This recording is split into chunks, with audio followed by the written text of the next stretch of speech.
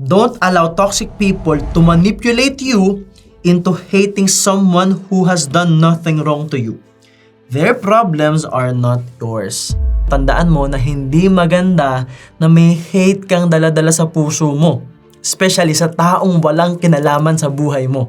It's like you are trying to carry a lot of baggages in you. Pilit mong dinadala yung baggages ng ibang tao kahit hindi ka naman talaga apektado. Ang akin lang guys, you have to have, again, common sense. It's proven in social media, in history, na yung mga taong nang-hate, sila yung dapat mong iwasan. Kasi tandaan mo na kapag nagkahiwalay kayo niyan, ikaw ang susunod na biktima niyan. Ikaw ang susunod na babanatan niyan. Ikaw ang susunod na i-hate niyan. If you don't believe me, try it. And then balikan mo tong video na to.